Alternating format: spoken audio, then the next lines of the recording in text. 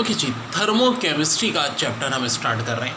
देखिए बहुत फ़र्क है। एक तो है थर्मोडाइनमिक्स, बहुत बड़ी बात होती है, बड़ा चैप्टर। हीट से रिलेट कोई भी चीज़ हो थर्मोडाइनमिक्स कहलाती है। और थर्मोकेमिस्ट्री खाली क्या होती है? हीट का इन होना या हीट का आउट होना। तो एक ग्रीक लेटर है एंडो जिसके मीनिंग होते हैं इन, एक ग्रीक लेटर है एक्सो जिसके मीनिंग होते हैं आउट। अगर रिएक्टेंट में आप हीट प्लस करते हैं और प्रोडक्ट बनती है तो एंडोथर्मिक, जिसको हम डेल एच पॉजिटिव से जाहिर करते हैं। और अगर रिएक्टेंट से प्रोडक्ट और हीट निकल रही है तो ये एक्सोथर्मिक, जिसे हम डेल एच नेगेटिव से जाहिर करते हैं। फोटोसिंथेसिस हो गया, थर्मल डिकम्पोजिशन हो गया, या NH4Cl सॉलिड फॉर्म से NH4Cl एक्वस हो रहा है, तो ये सारे के सारे क्या कहलाते हैं? एंडोथर्मिक। और एक्सोथर्मिक में रिस्पायरेशन होता है, बर्निंग ऑफ एनी फ्यूल होता है, या एसिड बेसिस सॉल्ट और वाटर बनना है, तो ये भी क्या कहलाता है? एक्सोथर्मिक। तो बच्चों ये हमारी बिल्कुल बेसिक है एक्सोथर्मिक एंड एंडोथर्मिक की। एग्जाम्पल आ सकती हैं कि जी फोटोसिंथेसिस, थर्मल डिकम्पोजिशन और NH4Cl सॉलिड से अगर एक्वस हो रहा है तो ये किसकी एग्जाम्पल है? एंडो की, एक्सो की? तो जनाब ये सारी एंडो की है। अब बर्निंग ऑफ एनी फ्यूल से मुराद लाइक CH4 का O2 में बनना, ठीक है। थर्मल डिकम्पोजिशन जैसे कि अमोनिया, नाइट्रोजन और हाइड्रोजन में ब्रेकअप होता है। तो ये है हमारा एंडोथर्मिक एंड एक्सोथर्मिक। अब एक होता है ओपन सिस्टम, एक होता है क्लोज सिस्टम। ओपन सिस्टम उसको कहते हैं जिससे से मास और एनर्जी दोनों पास हो जाए। वैसे सिस्टम क्या होता है? अगर मैं अपने रूम को बोलूँ तो एक सिस्टम है। हमारा सोलर सिस्टम भी एक सिस्टम है। आपको पता है हमारे सोलर सिस्टम की बाउंड्री क्या है? ऑट क्लाउड कहते हैं उसको। यूनिवर्स इन उर्दू के नाम से अमीन एजुकेशन पे आप लिखें तो आपको बहुत अच्छी इन्फॉर्मेशन मिलेगी यूनिवर्स की। अब कमरे की दीवारें जो हो गई वो क्या हो जाएंगी भाई? सिस्टम हो जाएंगी। और सराउंडिंग क्या होगा? कमरे से बाहर की चीज़ सराउंडिंग होती है। तो मेरे भाई सिस्टम में भी तीन सिस्टम है। एक ओपन सिस्टम जिससे मास और एनर्जी दोनों पास हो जाती है। टी इन कप, चाहे बड़े आराम से गिर सकती है कप में से, ये इसकी एक बेस्ट एग्जाम्पल है। क्लोज सिस्टम जिससे से मास पास ना हो, एनर्जी हो जाए, जैसे कि केटल में जब टी होती है, केतली में से बहुत मुश्किल होता है गिरना अगर आप गिराएं नहीं जानबूझ के किसी के ऊपर, ठीक है जी। तो भाप अलबत्ता उसमें से निकल रही होती है। और एक होता है आइसोलेटेड सिस्टम, ना मास निकल सके ना एनर्जी। नीचे आपने इंसुलेटर लगा दिया, ऊपर सील कर दी, टीन, दीवार या थर्मोफ्लास्क। थर्मोफ्लास्क में क्या होता है? टेम्परेचर जो होता है वही रहता है। तो ये मिसाल हो जाएगी आइसोलेटेड। अस्सलाम वालेकुम। बहुत अहम टॉपिक है एक्सटेंसिव और इंटेंसिव प्रॉपर्टी। अब देखो एक्सटेंसिव प्रॉपर्टी हम कहते हैं dependent on matter. E for extensive, D for dependent. D और ई एक दूसरे के पड़ोसी हैं। एग्जाम्पल में वॉल्यूम है, मास है, इंटरनल एनर्जी है, इंट्रोपी है, गिब्स फ्री एनर्जी है। ये सब होती क्या, इनको बाद में एक्सप्लेन करेंगे।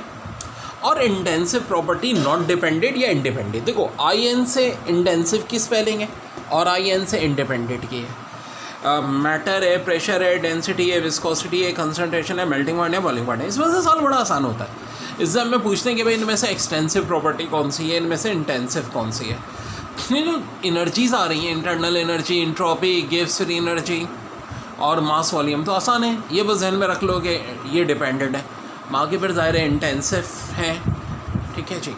और जो डिपेंडेंट है वो सारी एक्सटेंसिव। अच्छा चार्ट है, पूरा एक समअप हम इससे कर लेते हैं एक्सोथर्मिक और एंडोथर्मिक का। फ्लो ऑफ हीट एनर्जी क्या होता है? देखिए एक्सोथर्मिक में हमेशा होता है सिस्टम के सराउंडिंग, सिस्टम से चीज़ सराउंडिंग में जाती है।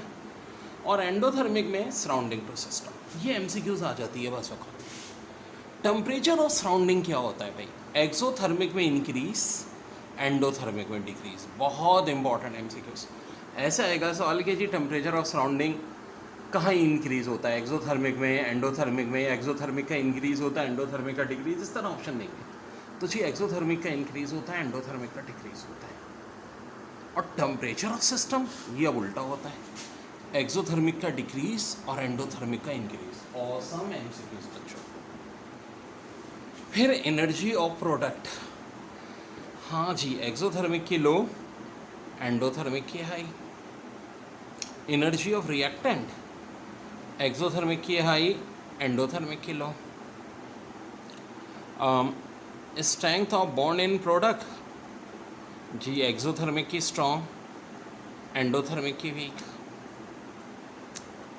Strength of bond in reactants, जी एक्सोथर्मिक की वीक, एंडोथर्मिक की स्ट्रॉन्ग। वेल एंथैल्पी चेंज की अगर बात करें तो एक्सोथर्मिक में नेगेटिव, एंडोथर्मिक में पॉजिटिव।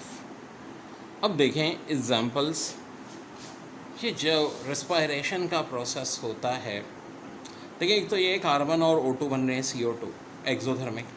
रेस्पायरेशन, ये शुगर से कार्बन डाइऑक्साइड वाटर, ये भी एक्सोथर्मिक में आता है, ठीक है। न्यूट्रलाइजेशन भी एक्सोथर्मिक में आता है, एसिड और बेस से सॉल्ट और वाटर बनना। और ये देखें एंडोथर्मिक, H पॉजिटिव आ रहा है। थर्मल कंपोजिशन हो किसी भी चीज़ का हमेशा एंडोथर्मिक में आता है। अब ये डिजॉल्विंग में NH4Cl सॉलिड था, एक्वस हो गया, तो ये भी किस में आएगा भाई, एंडोथर्मिक में ही आएगा। अब देखिए कुछ बची कुछ ही बातें, एक चीज़ कहलाती है मैक्रोस्कोपिक प्रॉपर्टी। वो प्रॉपर्टी जिनको हम बहुत ज़्यादा पढ़ते हैं, pressure, temperature, volume, big three कह लें, हर चीज़ के बिग थ्री होते हैं। तो कभी आ जाएंगे मैक्रोस्कोपिक प्रॉपर्टी की मिसालें, तो PTV याद रखें ना, पिटावा टीवी हमारा, प्रेशर, टेम्परेचर, वॉल्यूम।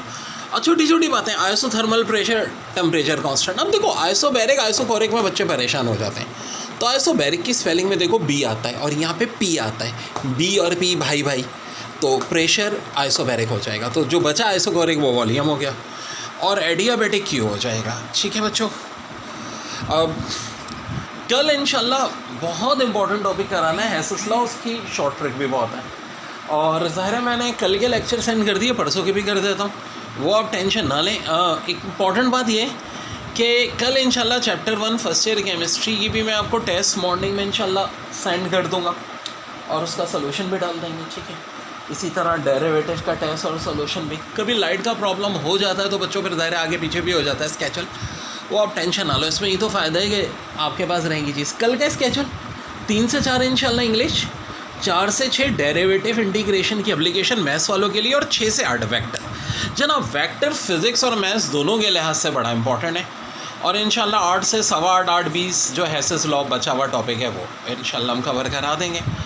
अभी 9 से 10 में जनरल मैथ्स होगी इंशाल्लाह, जनरल मैथ्स की वीडियो भी मैं भी सेंड कर रहा हूँ। वो सब उन लोगों को बच्चों देनी है, दाऊद में आ चुकी है पिछले साल। नर्स में वैसे अलग से सेक्शन नहीं है, लेकिन IQ के साथ दे देते हैं, फास्ट में आती है ये। NED का अगर आपको टेस्ट देना है या KU का देना है तो जनरल मैथ्स की ज़रूरत नहीं है। जनरल मैथ्स से मुराद होती है परसेंटेज, प्रॉफिट लॉस, और इंजीनियरिंग मैथ्स ये आपकी इंटीग्रेशन, डेरिवेटिव। ओके बच्चों, टॉपिक है फर्स्ट लॉ ऑफ थर्मोडायनेमिक्स। देने वाले हेल्महोल्ट्ज साहब, कब दिया था, 1847 में। याद रखना बड़ा आसान है, पाकिस्तान से बनने से 100 साल पहले। ओके जी, ये कहता है Q = E + W। E बोले तो इंटरनल एनर्जी, W बोले तो वर्क। Q से मुराद है अमाउंट ऑफ हीट सप्लाई। अब E = Q - W भी हो सकता है। न्यूमेरिकल में हम अक्सर यही मैथमेटिकल इक्वेशन लेते हैं। न्यूमेरिकल में ट्रिक्स भी हैं, सब कुछ है। हेसेस लॉ में खासकर शॉर्ट ट्रिक्स बहुत है बच्चों। अब 1 जूल्स बराबर होता है 1 न्यूटन मीटर, यानी 10⁻⁷ अर्थ। ये MCQs बहुत आती है कि 1 जूल या न्यूटन मीटर में कितने अर्थ्स होते हैं, 10⁻⁷, या 0.239 कैलोरी। और एक कैलोरी में कितने जूल्स होते हैं, 4.18 जूल, या 4.18 × 10⁻⁷ अर्थ्स। ऐसे एक MCQs बहुत आई है, जबकि ये इतना कॉमन यूनिट नहीं है। 1 लीटर एटमॉस्फेयर बराबर होता है 24.22 कैलोरी के बच्चों। अब जब हम फर्स्ट लॉ ऑफ थर्मोडायनेमिक्स के न्यूमेरिकल करेंगे, कुछ बातें बड़ी है। W नेगेटिव होने का मतलब है वर्डन ऑन सिस्टम, W पॉजिटिव लेंगे अगर वर्डन बाय सिस्टम। अगर एक्सोथर्मिक है यानी हीट रिलीज हो रही है तो Q की वैल्यू नेगेटिव। एंडोथर्मिक है, Q पॉजिटिव है तो Q की वैल्यू पॉजिटिव का मतलब है कि एंडोथर्मिक है, हीट इन हो रही है। E+ का मतलब है इंटरनल एनर्जी इंक्रीज़ हो रही है, और E- का मतलब है इंटरनल एनर्जी डिक्रीज़ हो रही है। ठीक है जी, first law of thermodynamics E = Q - W। अब एक कुछ बड़ी है MCQs। एक कहलाता है QB, amount of heat supplied constant volume, ये डेल E के बराबर होता है। और एक कहलाता है QB, amount of heat supply at constant pressure, जो कि डेल H के बराबर होता है। डेल H बराबर होता है E + P del V के। अब देखो डेल H क्या है, ये वर्क फंक्शन है। वर्क फंक्शन और क्वांटिटी में क्या फ़र्क होता है, एनर्जी क्वांटिटी है, प्रेशर क्वांटिटी है, वॉल्यूम क्वांटिटी है। लेकिन दो क्वांटिटीज़ का प्रोडक्ट, तीसरे का सम, ये इस तरह की चीज़ कहलाती है वर्क फंक्शन। एनीहाउ, अब न्यूमेरिकल जो आएगा, ये आए हैं, ये पास पेपर में आया हुआ है 840 जूल्स हीट एब्जॉर्ब होने का मतलब है क्यू की वैल्यू हम प्लस 840 लेंगे। 300 joules were done by system, W हम माइनस 300 लेंगे। ये फार्मूला होता है equal to Q minus W, Q की जगह 840, डब्ल्यू की जगह minus 300, minus minus plus 1140 joules. ये आपका आंसर हो गया। एक और ऐसे बड़ा प्यारा सवाल है, 1000 calorie of heat is release 4, अब रिलीज़ का मतलब क्या है, क्यू की वैल्यू में माइनस लूँगा, चना, and 400 calories were done by system, W की वैल्यू पॉजिटिव लूँगा। अब देखो इस फार्मूले में पुट करेंगे, क्यू की जगह -1000, डब्ल्यू की जगह +400। -1000 और -400 का मतलब है -1400 कैलोरी, यानी इंटरनल एनर्जी अब की दफ़ा डिक्रीज़ हुई है। कल को 1400 कैलोरी के दो ऑप्शन हो, एक में इंक्रीज़ हो एक में डिक्रीज़, तो है डिक्रीज़ हुई है, और ऊपर क्या हुई थी, इंक्रीज़। बच्चों हेसस लॉ पे लाजमी सवाल आता है, तो ज़रा इस कॉन्सेप्ट को बहुत अच्छी तरह क्लियर कट समझ लो। आपको देते हैं कार्बन + 2H2CH4 बन रहा है, हीट ऑफ फॉर्मेशन निकालना। अब देखो ये इंटर में हमने बहुत लंबे चौड़े मेथड से किया, तो यहाँ हम ज़रा अपनी मैजिकल ट्रिक यूज़ करेंगे। इक्वेशन नंबर 1 की हीट ऑफ फॉर्मेशन हमेशा पूछी जाएगी। 2 होती है जिसमें होता है कार्बन डाइऑक्साइड -394 किलो जूल पर, सेकेंड में होगा वाटर -286 किलो पर जूल पर मोल, और फोर्थ वाली भी दी हुई होगी आपको -890 किलो जूल पर मोल, और पूछिए हमेशा कौन सी जाएगी, फर्स्ट वाली।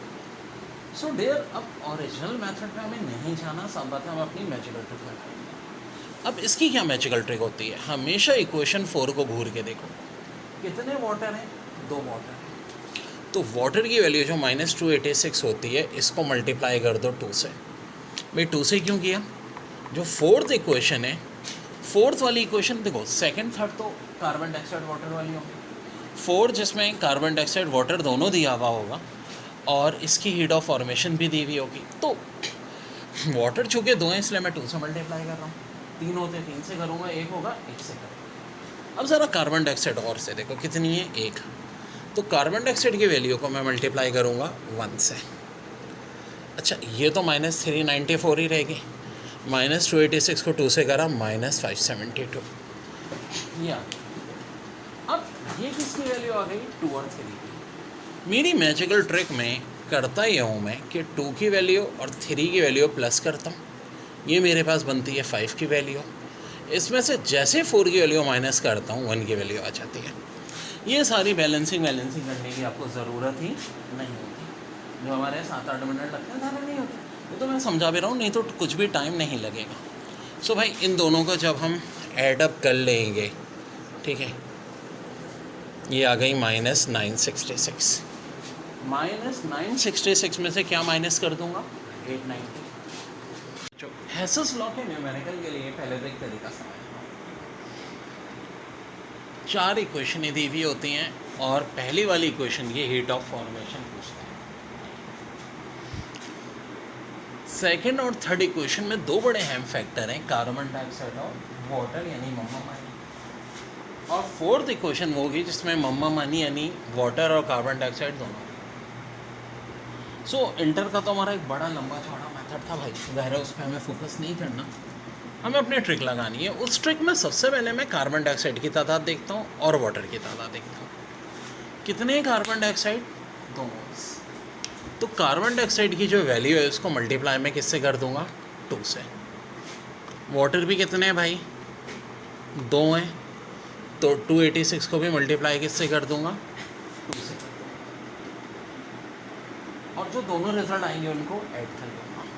अब बच्चों अगर एक वैल्यू 2 से 3 से मल्टीप्लाई होती है तो कैलकुलेशन मुश्किल होती है, यहाँ चूँकि दोनों 2 से मल्टीप्लाई, इसलिए हम एक और काम भी तो कर सकते हैं कि इन दोनों वैल्यूज़ को ऐड करके बाद में 2 से मल्टीप्लाई कर दें, क्योंकि देखो 4 + 6 10 होता है, 1 कैरी हुआ, 9 में एडअप किया, 10 + 8 18, और फिर ये 3 और 2 6 680 मल्टीप्लाई किया आपने 2 से, ये आ गया 1360।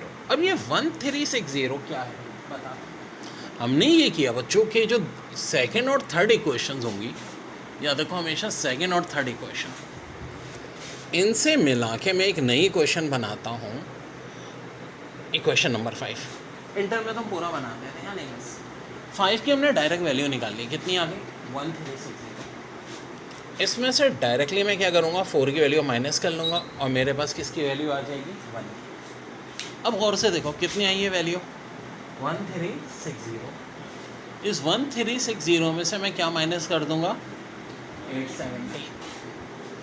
अब मैथ्स के रूल के तहत माइनस माइनस क्या हो जाता है, प्लस।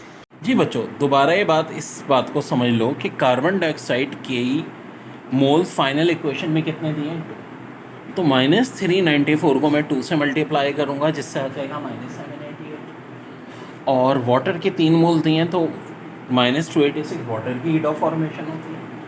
ये हमेशा फिक्स है, वाटर की हमेशा -286 होगी, कार्बन डाइऑक्साइड की -394 होगी। 3 से मल्टीप्लाई करेंगे -850। अब देखो मेरी ट्रिक क्या कहती है, ये इक्वेशन 2 और 3 से वैल्यू आ गई। देखो इक्वेशन 2 और 3 की जो मिला के वैल्यू होती है उसको मैं नाम देता हूँ 5 का, और जैसे 5 में से 4 माइनस करता हूँ मेरे पास 1 का आंसर आ जाता है। तो ज़रा आप इन दोनों को ऐडअप कर लो। अच्छा, दोनों माइनस हैं तो ऑफकोर्स माइनस का ही साइन आता है।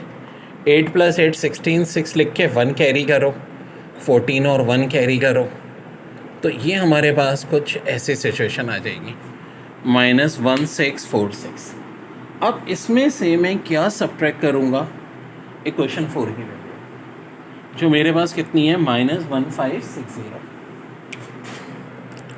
ठीक है, सब्ट्रैक्ट कर लो तो भाई मेरा आंसर आ जाएगा, कितना आ जाएगा, -86। ये -86 दर हकीकत मेरा आंसर आ गया। ठीक है, क्या आ गया, मेरी हीट ऑफ फॉर्मेशन। ठीक है जी, यानी ये क्वेश्चन नंबर 1। तो देखो 2 और 3 से जब भी हम रिजल्ट निकालेंगे इसको नाम देंगे 5 का। 5 में से 4 की वैल्यू जैसे माइनस करोगे ऑटोमेटिक हमारे पास वैल्यू किसकी आ जाएगी, 1 की आ जाएगी, और यही मेरा आंसर। देखो 2C + 3H2 से बन रहा है C2H6। वेल ये किसका फार्मूला होता है, ethane. Carbon + O2 CO2, H2 + ½ O2 H2O और C2H6 + ½ O2 2CO2 + 3H2। देखो हेसस लॉ की एप्लीकेशन का ये सवाल है, पेपर में आया हुआ है। इस टाइप के क्वेश्चन में होगा हमेशा हमें हीट ऑफ फॉर्मेशन मालूम करनी होगी इक्वेशन नंबर 1 की। किसकी, इक्वेशन नंबर 1 की। इक्वेशन 2 की दी हुई होगी जो कि कार्बन डाइऑक्साइड के केस में -394 होती है। देखिए ना, C + O2, तो CO2 कितनी है, -394, और H2 + ½ O2 वाटर, ये कितनी है, -286। अच्छा जी, और फाइनल इक्वेशन नंबर 4 में दी हुई है -1560।